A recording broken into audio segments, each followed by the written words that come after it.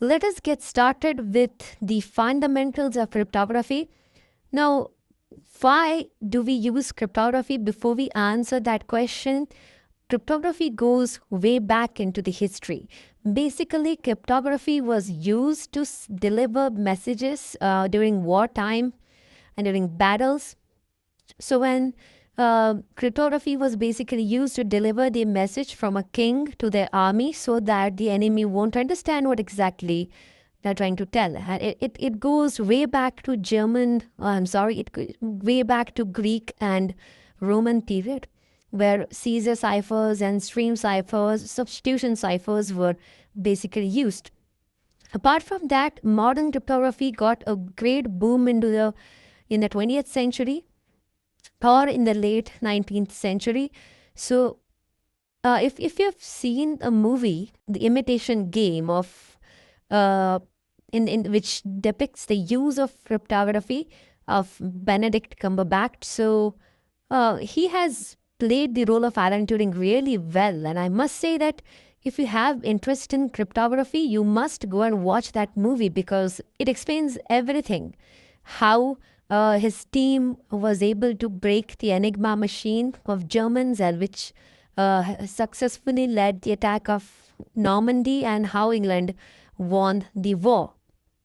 Apart from that, cryptography is basically nothing but conversion of a regular plain data into a complex series of random alphabets. So whatever you pass into the algorithm, output is a gibberish text. You don't understand what exactly is the output.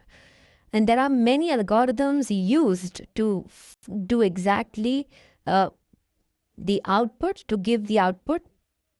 Again, cryptography is used to prevent the confidentiality and integrity of data. We have already seen the elements of information security in the introductory part of this course.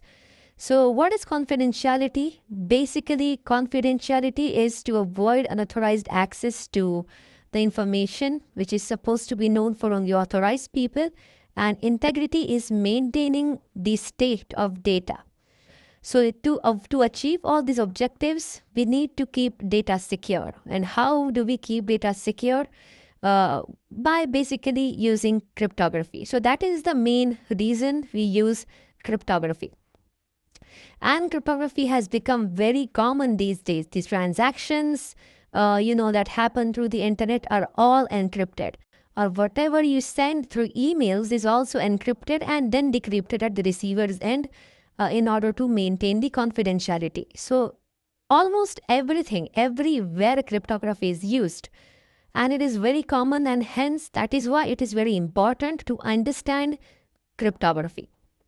Now, as I told you in the last lecture, what most of the people do is they directly dive into the mathematical formulations of cryptography. Well, if you are really an expert, you can do that. But what I'd suggest you is you first understand what cryptography is, and then you may try to learn the mathematical point of view.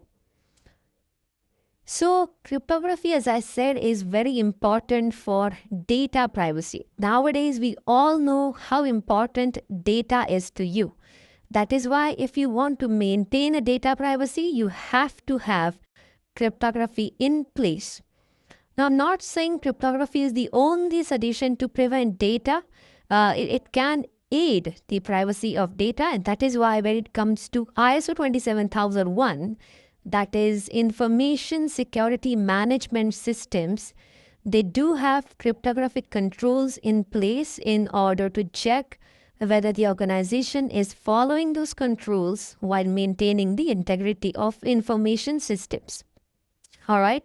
So let us have a look at the elements that helps us to achieve during cryptography. So basically, cryptography helps in maintaining the information confidential. It also helps to avoid any unnecessary edits to the data, and hence it aids in keeping the data integrity. Using cryptography, you can also achieve availability of data, so that if data is secure, it can be available to you when and wherever it is needed. We can also maintain the authenticity of people using cryptography. We have already discussed about authentication and access control previously in this course. So if you want to know more about that, I suggest you to go back to that section. All right. So yes, authenticity, validating the user's identity using cryptography is also very common. I hope you have understood why we need cryptography. Basically, keep these elements in mind. So, if anyone asks you the main reason behind using cryptography, we just have to answer these 3 points. Cryptography helps in achieving confidentiality, integrity, and availability of information security, and you'll get full marks. Okay?